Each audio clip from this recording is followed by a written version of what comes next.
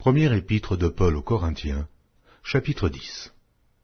Frères, je ne veux pas que vous ignoriez que nos pères ont tous été sous la nuée, qu'ils ont tous passé au travers de la mer, qu'ils ont tous été baptisés en Moïse, dans la nuée et dans la mer, qu'ils ont tous mangé le même aliment spirituel, et qu'ils ont tous bu le même breuvage spirituel, car ils buvaient à un rocher spirituel qui les suivait, et ce rocher était Christ.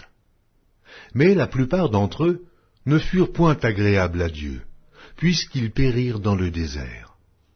Or ces choses sont arrivées pour nous servir d'exemple, afin que nous n'ayons pas de mauvais désirs, comme ils en ont eu.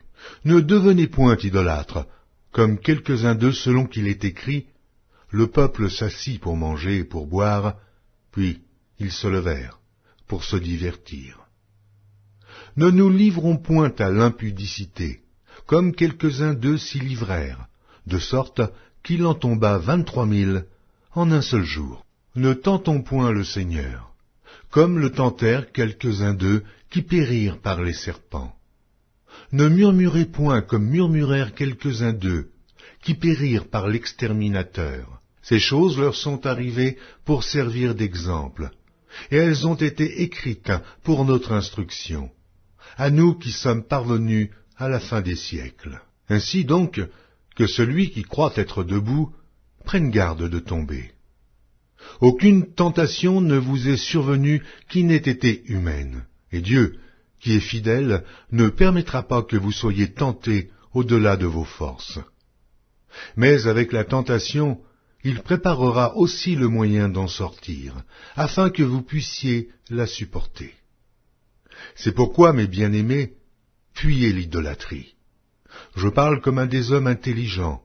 Jugez vous-même de ce que je dis. La coupe de bénédiction que nous bénissons n'est-elle pas la communion au sang de Christ? Le pain que nous rompons n'est-il pas la communion au corps de Christ? Puisqu'il y a un seul pain, nous qui sommes plusieurs, nous formons un seul corps, car nous participons tous à un même pain. Voyez les Israélites, selon la chair. Ceux qui mangent les victimes, ne sont-ils pas en communion avec l'autel? Que dis-je donc? Que la viande sacrifiée aux idoles est quelque chose, ou qu'une idole est quelque chose? Nullement. Je dis que ce qu'on sacrifie, on le sacrifie à des démons, et non à Dieu. Or, je ne veux pas que vous soyez en communion avec les démons. Vous ne pouvez boire la coupe du Seigneur et la coupe des démons. Vous ne pouvez participer à la table du Seigneur et à la table des démons. Voulons-nous provoquer la jalousie du Seigneur? Sommes-nous plus forts que lui? Tout est permis, mais tout n'est pas utile. Tout est permis, mais tout n'édifie pas. Que personne ne cherche son propre intérêt, mais que chacun cherche celui d'autrui. Mangez de tout ce qui se vend au marché, sans vous enquérir de rien par motif de conscience. Car la terre est au Seigneur, et tout ce qu'elle renferme. Si un non-croyant vous invite, et que vous vouliez aller, mangez de tout ce qu'on vous présentera, sans vous enquérir de rien par motif de conscience. Mais si quelqu'un vous dit « Ceci a été offert en sacrifice », n'en mangez pas, à cause de celui qui a donné l'avertissement et à cause de la conscience. Je parle ici non de votre conscience, mais de celle de l'autre. Pourquoi, en effet, ma liberté serait-elle jugée par une conscience étrangère?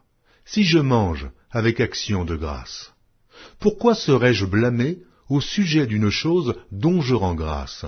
Soit donc que vous mangiez, soit que vous buviez, soit que vous fassiez quelque autre chose, faites tout pour la gloire de Dieu.